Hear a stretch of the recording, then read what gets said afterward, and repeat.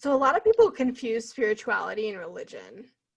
And religion is more of like an organized, kind of like an organization, an organized kind of thought process. And spirituality is more free thinking and more like mind, body, and spirit connection. That's kind of how I see it.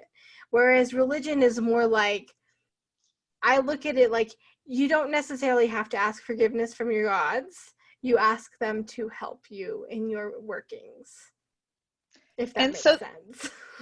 Yeah, I mean, I'd love to talk about that a little more. So you feel that they're gods with you, or what do you exactly experience? So for me, and everyone is different, and I say this 100 times on the podcast, everyone experiences everything different. I have my path, you have your path, and everybody has their own path. So my path, I have several different gods that I work with. So Hecate is an example of one of the gods that I work with during a time when I feel like I need protection, and she protects witches specifically witches. She's kind of like the mom over witches, like, you know, don't fuck with my kids, you know? And so, yeah, she's the mom of witches and stuff like that. And it's really, it's nice and it's comforting, and it's nice to be able to reach out to somebody like that and be like, look, I just need some protection during this time. Can you help me out, you know? And so that's kind of how it goes. It's not like, hey, protect me all the time during all these things and this and that. There are different gods for different things that you need. There's for fertility, there's some for helping the plants grow and the earth. I mainly work with the elements, but occasionally I do bring in some gods and goddesses. And so how did you find these gods and goddesses? I just started researching Wicca and witchcraft. Honestly, it was kind of an interesting way how I kind of stumbled into Wicca. Was kind of fascinating. So I was in the store, Spencer's. Have you ever been there? I haven't. I don't think we have it in New York or LA. So tell me what it is. So it's kind of more of like a sex shop or an adult kind of store. And so I went into that store, and they kind of have this small little corner with like witchcraft kind of stuff there. They've got little cauldron, and they've got like little books and stuff that you can get. One of them was titled Wikipedia. And I don't know why, I was just drawn to it. And at that time I was Christian.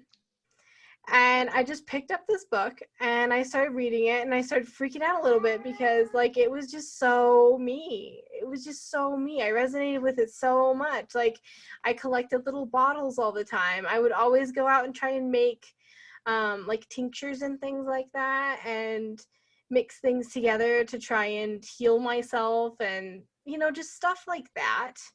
That's kind of, I don't know, frowned upon in the Christian religion, or at least in my household it was frowned upon. And so it just really resonated with me. And from there, I kind of found my own path. And so just for labeling purposes, I suppose, or for clarity, I am an eclectic solitary Wiccan. So eclectic means that I pick from several different paths. I don't identify with just one or two. I pick from several of them. And a solitary means I practice alone. I don't have a coven, unfortunately. I am looking, however, which I think would be kind of fun to find a coven and to kind of talk with people who do my, you know, my stuff with me, and to be able to find people that, oh, you know, that spell did not work last night, and you know, I just really screwed it up, or you know, that spell went really well and I'm feeling really lucky.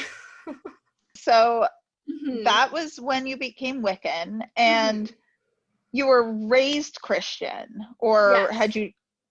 And I'm curious, because you said it's looked down upon in Christianity. How do your family and friends from that community feel about you doing this now? So it's really interesting that that's brought up so early. I'm actually getting married in the fall, and they have no idea that I'm Wiccan at all. They have no idea about any of this stuff. We actually have a joke in the witchcraft community. We say that we're in the broom closet. I love that. We sort of have that too, about all the afterlife I'm studying, especially people who come from like well, not especially, but for me coming from like an intellectual atheist family, it's also looked down upon. So it's kind of like I Right. quote unquote was in the closet too, but the broom closet, I love that. That's funny. Right. Yeah, and that's really how it is. And so my family doesn't really know. And I mean, they're not super my grandma is, but they're not really Christian. They're not really into it. They don't go every Sunday, you know. So it's not really something we talk about often. It's not something that's brought up at the dinner table often. So it's not like it's something that's going to be brought up, I don't think, in the future. So your family and then your fiance's family both don't know. Oh, my fiance's family know, and they're very spiritual and very open. When I told them that I was Wiccan, they're like, "All right, cool." And and I was like, "Okay,